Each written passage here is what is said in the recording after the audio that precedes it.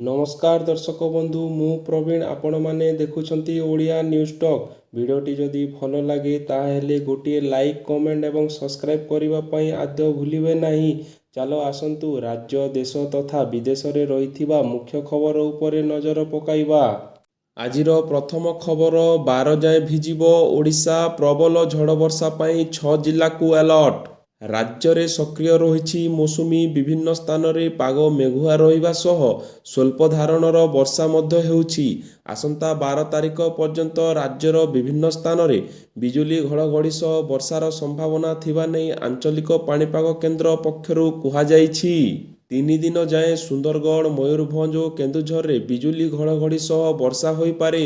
ଆଜି 6 ଜିଲ୍ଲାକୁ ଝଡ଼ ବର୍ଷା ନେଇ ସତର୍କ ଜାରି କରାଯାଇଛି। ସୁନ୍ଦରଗଡ଼ ଅନୁଗୁଳ କେନ୍ଦୁଝର ମୟୂରଭଞ୍ଜ ବାଲେଶ୍ୱର ଭଦ୍ରକରେ ବର୍ଷା ସହ ବିଜୁଳି ଘଡ଼ଘଡ଼ି ହୋଇପାରେ ବୋଲି କୁହାଯାଉଛି। ପରବର୍ତ୍ତୀ ଖବର ପଞ୍ଚାୟତ ଓ ପୌର ନିର୍ବାଚନ ପାଇଁ ବାଜିଲା ବିଗୁଲ ବୈଠକ ଡାକିଲେ ରାଜ୍ୟ ନିର୍ବାଚନ କମିଶନ। ରାଜ୍ୟରେ 2027 ମସିହାରେ ହେବାକୁ ଥିବା ତ୍ରିସ୍ତରୀୟ ପଞ୍ଚାୟତ ଓ ପୌର ନିର୍ବାଚନ ପାଇଁ ପ୍ରାକ୍ ପ୍ରସ୍ତୁତି। ଆସନ୍ତା ଜୁଲାଇ 21 ତାରିଖରେ ରାଜ୍ୟ ନିର୍ବାଚନ କମିଶନଙ୍କର ଅଧ୍ୟକ୍ଷତାରେ ଏକ ଗୁରୁତ୍ୱପୂର୍ଣ୍ଣ ଭିଡ଼ିଓ କନଫରେନ୍ସ ଅନୁଷ୍ଠିତ ହେବ। ଏନେଇ ରାଜ୍ୟ ନିର୍ବାଚନ କମିଶନଙ୍କର କାର୍ଯ୍ୟାଳୟ ପକ୍ଷରୁ ସମସ୍ତ ଜିଲ୍ଲାପାଳ ଓ ଜିଲ୍ଲା ମାଜିଷ୍ଟ୍ରେଟଙ୍କୁ ଚିଠି ଲେଖି ଅବଗତ କରିଛନ୍ତି। ଓସ୍ୱାନ ପ୍ଲାଟଫର୍ମ ମଧ୍ୟରେ ହେବାକୁ ଥିବା ଏହି ଉଚ୍ଚସ୍ତରୀୟ ବୈଠକରେ ମୁଖ୍ୟତଃ ଦୁଇଟି ପ୍ରସଙ୍ଗ ଉପରେ ଆଲୋଚନା ଓ ସମୀକ୍ଷା କରାଯିବ। ଘରକୁ ଘର ବୁଲି ସର୍ଭେ 2027 ଆଗାମୀ ସାଧାରଣ ନିର୍ବାଚନ ପାଇଁ ବୁଥ୍ ଭିତ୍ତିକ ଭୋଟର ତାଲିକା ପ୍ରସ୍ତୁତ କରିବା ଉଦ୍ଦେଶ୍ୟରେ ପ୍ରସ୍ତାବିତ ଘରକୁ ଘର ବୁଲି ସର୍ଭେ କାର୍ଯ୍ୟକ୍ରମ ସମ୍ପର୍କରେ ରାଜ୍ୟ ନିର୍ବାଚନ କମିଶନର ଆଲୋଚନା କରିବେ। 2022 ନିର୍ବାଚନ ବିଲ୍ ସମୀକ୍ଷା ଗତ 2022 ମସିହାରେ ହୋଇଥିବା ପୌର ନିର୍ବାଚନ ସମ୍ପର୍କିତ ବାକି ରହିଥିବା ଡିସି ବିଲ୍ ଓ ଉପଯୋଗିତା ପ୍ରମାଣପତ୍ର ଦାଖଲ ପ୍ରକ୍ରିୟା ସ୍ଥିତି ସମ୍ପର୍କରେ ସମୀକ୍ଷା କରାଯିବ। ପରବର୍ତ୍ତୀ ଖବର ଓଡ଼ିଶା ମାଟିରୁ ନୀଳ ବିପ୍ଳବର ଶୁଭ ଆରମ୍ଭ।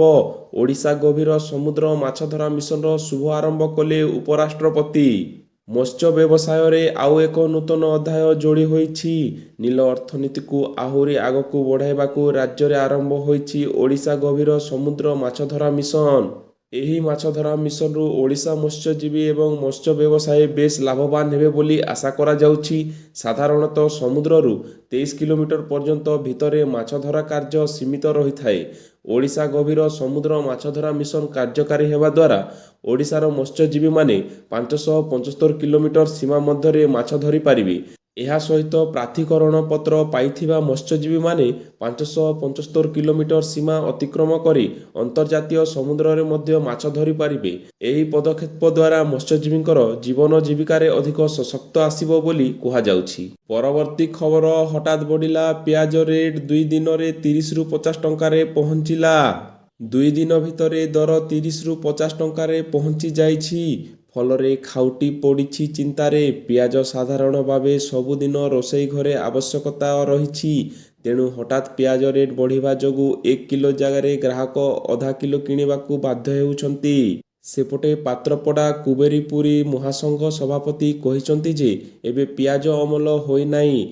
ଅଦିନିଆ ବର୍ଷା ଯୋଗୁଁ ନାସିକ ଓ ଇଣ୍ଡୋରରେ ପିଆଜ ଫସଲ 20% ନଷ୍ଟ ହୋଇଛି। ଗୁଜରାଟ ଅହମ୍ମଦାବାଦରେ ପିଆଜ ଅଛି। ସେଠାରେ ଏହା ହୋଲସେଲରେ 22 ଟଙ୍କାରୁ 20 ଟଙ୍କା ପର୍ଯ୍ୟନ୍ତ ରହିଛି। ଆମର ଏହି ହୋଲସେଲରେ 30ରୁ 32 ଟଙ୍କା ବିକ୍ରି ହେଉଛି। ତେବେ ଦର 50 ଟଙ୍କା କାହିଁକି ହେଲା ସେ ଜାଣିନାହାନ୍ତି। ଖୋଲା ବଜାର ନିୟନ୍ତ୍ରଣ କରିବା ଦାୟିତ୍ୱ ସରକାରଙ୍କର ବୋଲି ସେ କହିଛନ୍ତି। ପରବର୍ତ୍ତୀ ଖବର ଓଡ଼ିଶାରେ ଆଉ ରହିବ ନାହିଁ ଆଲୁ ସମସ୍ୟା ପଶ୍ଚିମବଙ୍ଗ ଦେଲା ବଡ଼ ଭରସା।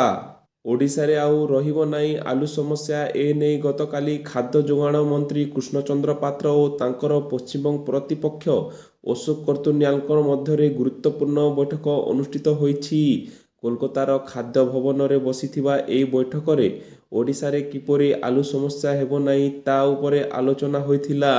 ପରବର୍ତ୍ତୀ ଖବର ରାଜ୍ୟବ୍ୟାପୀ ଆଶାକର୍ମୀଙ୍କର ଆନ୍ଦୋଳନ। ଆଜି ରାଜ୍ୟବ୍ୟାପୀ ଆଶାକର୍ମୀମାନେ ଆନ୍ଦୋଳନ କରିଛନ୍ତି। ଆଶାକର୍ମୀମାନେ ଅଭିଯୋଗ କରିଛନ୍ତି ଯେ ଆଶାକର୍ମୀଙ୍କ ଦିନକ ମଜୁରୀ 25 ଟଙ୍କା ହିସାବରେ ଦରମା ଦିଆଯାଉଛି। 25 ଟଙ୍କାରେ କିପରି ପରିବାର ପ୍ରତିପୋଷଣ କରିବେ ସରକାରଙ୍କୁ ପ୍ରଶ୍ନ କରିଛନ୍ତି।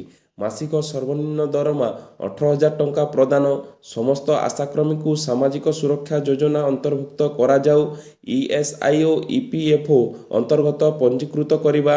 डिजिटाल कार्य ପାଇଁ 5G ମୋବାଇଲ ପ୍ରଦାନ, ହସ୍ପିଟାଲରେ ଉଚିତ ସମ୍ମାନ ପ୍ରଦାନ, କାର୍ଯ୍ୟ ସମୟରେ ଦୁର୍ଘଟଣା ଜନିତ ମୃତ୍ୟୁ ହେଲେ ପରିବାରଙ୍କୁ 10 ଲକ୍ଷ ଓ ଶାରୀରିକ ଅକ୍ଷମ କ୍ଷେତ୍ରରେ 5 ଲକ୍ଷ ଟଙ୍କା ସହାୟତା ପାଇଁ ଦାବି କରିଛନ୍ତି।